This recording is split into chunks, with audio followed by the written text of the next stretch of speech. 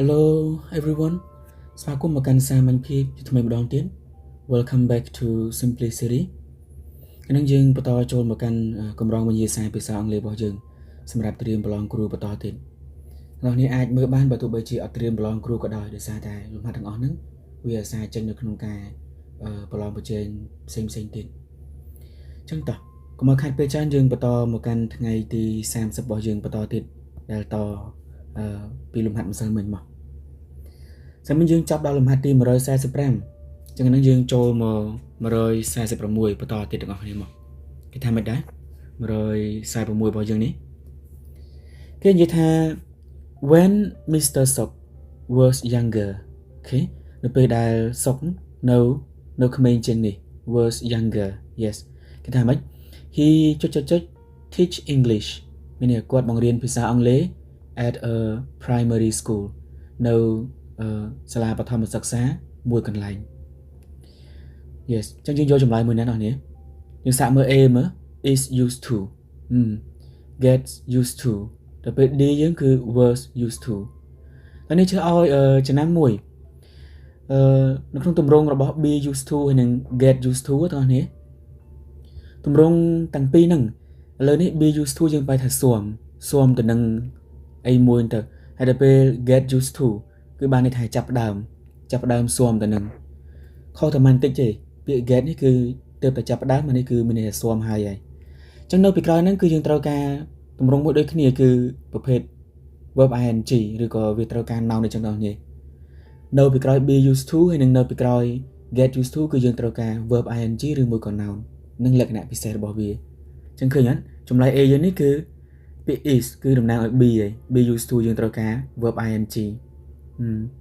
ហើយមើលយើងមាន verb ing អត់អញ្ចឹង A នេះមិនមែនជាចម្លើយយើងទេតែពេល B gets used to ដូចជើងនិយាយមិញអញ្ចឹងថាយើងត្រូវការអីដែរយើងត្រូវការ verb ing ដូចគ្នាតែវាអត់មានអញ្ចឹងមិនមែនជាចម្លើយទេតែពេលចម្លើយ D was នេះក៏តំណាងឲ្យ B ដែរ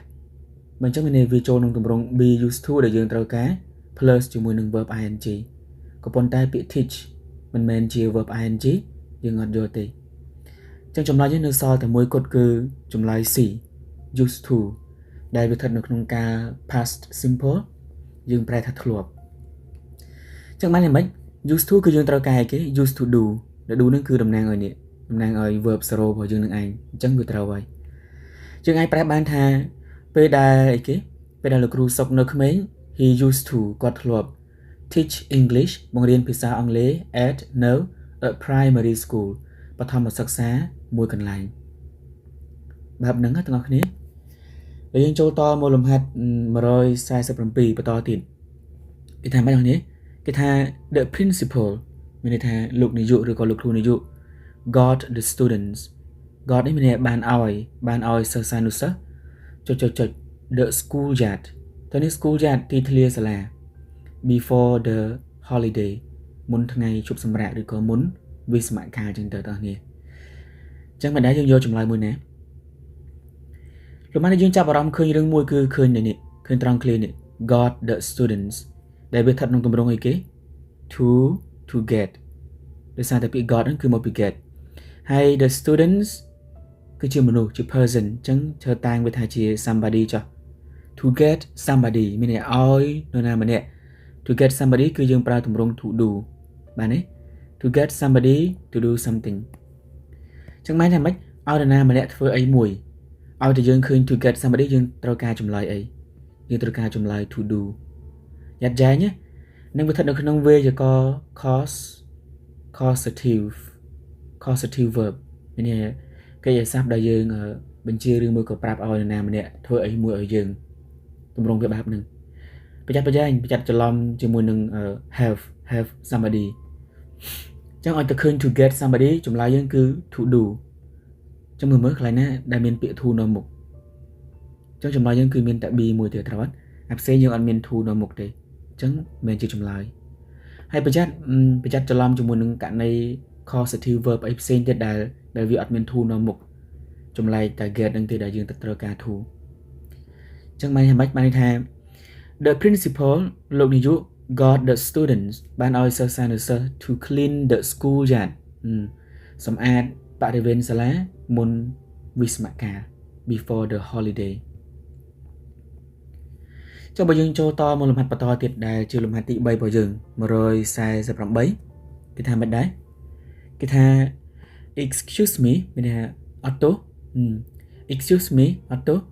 could you tell me តើអ្នកអាចប្រាប់ខ្ញុំបានទេថាតើចុចចឹងទៅអ្នកនេះ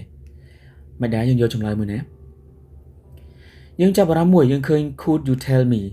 ជាប្រយោគសំណួរដោយសារយើងឃើញមាន question mark អញ្ចឹងបើសិនវាគឺជាប្រយោគសំណួរបើយើងបាត់នៅត្រង់ទីនេះគឺយើងបាត់គេហៅថាជាប្រភេទ embedded question អីទៅដែលជា embedded question គឺជាប្រយោគសំណួរដែរក៏ប៉ុន្តែវាមានទម្រង់ដូចទៅនឹង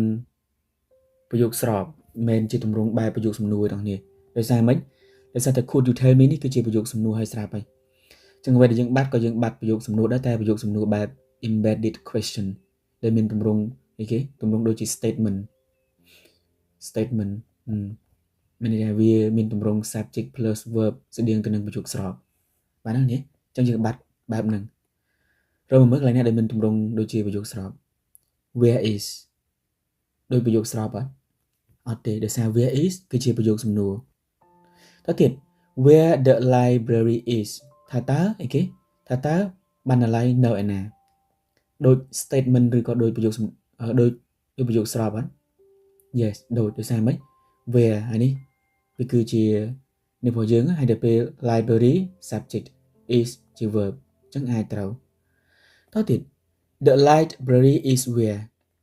អានេះយើងអត់និយាយចឹងនេះនៅក្នុងភាសាអង់គ្លេសគេមិនដែលប្រើ the library is where បណ្ណាល័យនៅឯណាអានេះជាទម្រង់ដូចស្តៀងពាក្យខ្មែរយើងហីស្ដាប់ទៅវាវាចម្លែកអញ្ចឹងមិនជាចម្លើយទេហើយទៅពេល is where អត់ទេប្រយោគសំណួរយើងច្រើនតែសួរថា where is មិន is where អញ្ចឹងទេចុះចម្លើយយើងគឺ B ដែលមានទម្រង់ជាប្រភេទ statement ឬក៏នេះ embedded question ទម្រង់ដូច subject verb អញ្ចឹងទាំងអស់គ្នាចម្លើយយើងគឺ B នឹងឯង where the library is វាមិនខុសពីសំណួរមួយទេគេសួរថាតើនាងរស់នៅឯណាអាចប្រាប់ខ្ញុំបានទេថាតើនាងរស់នៅឯណាចុះឲ្យមើលសំណួរនឹងមួយនោះនេះក៏បែបនេះ do you know តើអ្នកមានដឹងទេ where she lives ថាតើនាងរស់នៅឯណាឃើញអត់យើងមានពាក្យ do you know ដែលមានទម្រង់ដូច could you tell me វាគឺជាប្រយោគសំណួរឲ្យស្រាប់ហើយអញ្ចឹងអ្វីដែលយើងបាត់គឺយើងបាត់ embedded question ដែលមានទម្រង់បែប statement subject plus verb បែបហ្នឹងមិនសួរគេ do you know where does she live អត់ទេមែនទេនេះគឺបែបនេះ where she lives ដូចជាទម្រង់ប្រយោគស្របមួយទាំងអស់នេះយ៉ាត់យ៉ាងនេះអញ្ចឹងតោះតែមានថាម៉េចអត់ទោសឬក៏សូមអធិស្ឋានតើអ្នកអាចប្រាប់ខ្ញុំបានទេថាតើបណ្ណាល័យនៅឯណាបែបនឹងទាំងអស់គ្នាហើយយើងចូលតមក149បន្តទៀតឲ្យទៅឃើញបែបនេះដឹងតែនៅឃើញដល់ tag question ទាំងនេះមានសញ្ញា comma មួយមាន question mark មួយហ្នឹងតោះគេថាម៉េច let's review the formulas តោះរំលឹករូបមន្ត for tomorrow's test សម្រាប់អីគេសម្រាប់ការប្រឡងឬក៏ test នៅថ្ងៃស្អែកនេះដូចជឿថាអញ្ចឹងយើងថាម៉េចគឺយើងចាប់អារម្មណ៍ឃើញអីបងប្អូនយើងចាប់អារម្មណ៍ឃើញមានសញ្ញា comma ក្បៀសមួយហើយនឹង question mark សញ្ញាសួរអញ្ចឹងយើងបាត់អីយើងបាត់ question tag បាត់សំណួរចោតសួរបញ្ជាក់នៅនេះបាត់នៅហ្នឹងដែលវាមានន័យថាមែនអត់មិនអញ្ចឹងហីមែនទេទម្រង់នៅខាងចុងហ្នឹងទាំងអស់គ្នាអញ្ចឹងយើងយកចម្លើយមួយណាទីជឿឲ្យប្រាប់មួយចម្លើយស្តង់ដារនៅពេលដែលយើងឃើញពាក្យ let's ឲ្យតែឃើញ let's question tag ដែលយើងត្រូវការមានតែមួយទេគឺចម្លើយ C shall we ខ្ញុំមិនបាច់គិតច្រើនទេគឺយកពាក្យ shall we ហ្នឹងទៅ shall we ហ្នឹងគឺthe only right answer for let's ឲ្យតែឃើញ let's គឺយើងយក shall we នឹងឯងអញ្ចឹងបានយ៉ាងម៉េចបានថាតោះរំលឹករូបមន្តសម្រាប់ការប្រឡងថ្ងៃស្អែកមិនអញ្ចឹងហីឬមួយក៏ល្អទេឬក៏មិនដែរបែបហ្នឹងទាំងអស់គ្នាឥឡូវយើងបន្តមកលំហាត់ចុងក្រោយរបស់យើងសម្រាប់ថ្ងៃហ្នឹងគេថាម្ដងនេះគេថា her performance កុំប្រែថាការសម្ដែងនេះ performance មានន័យថា ការធ្វើការឬមួយក៏ការងាររបស់នាងទៅ her performance ការធ្វើការ in the teaching practicum តើនេះពាក្យ practicum នេះមានន័យថាកម្មសិក្សាបើយើងជាប់គ្រូយើងស្គាល់ហើយយើងត្រូវទៅធ្វើកម្មសិក្សាចំនួន2លើកមានន័យយើងចុះបរិញ្ញាបត្រសិស្សចុះនៅក្នុងទម្រង់ជាក់ស្ដែងតែបែប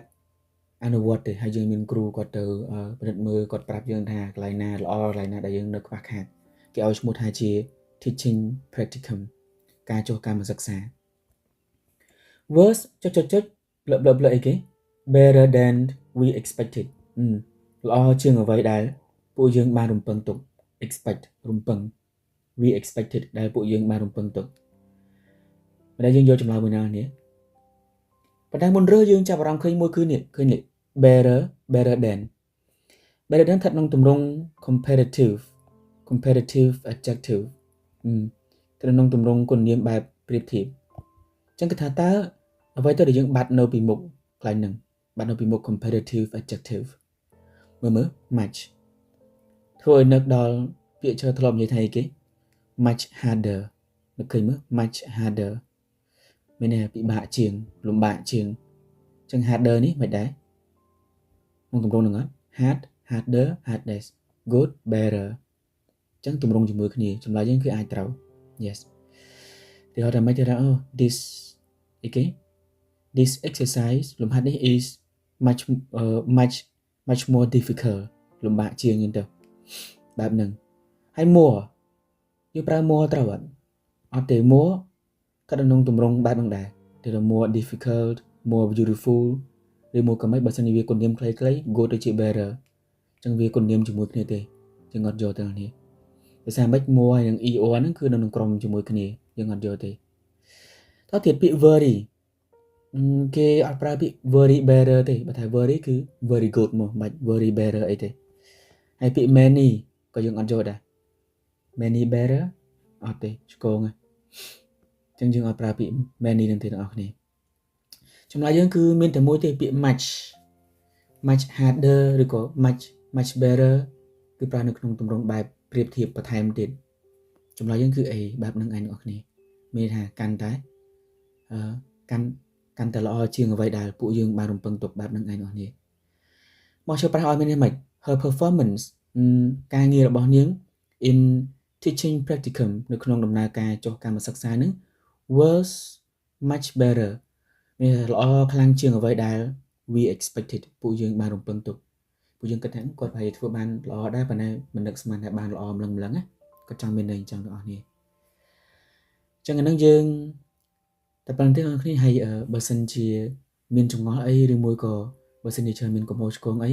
ជួយ comment ប្រាប់នៅក្នុងcomment section ខាងក្រោមនេះផងហើយអរគុណច្រើនសម្រាប់ការតាមដានតាំងពីដើមមកដល់ថ្ងៃទី30នេះជួបគ្នានៅវីដេអូក្រោយៗទៀតទាំងអស់គ្នា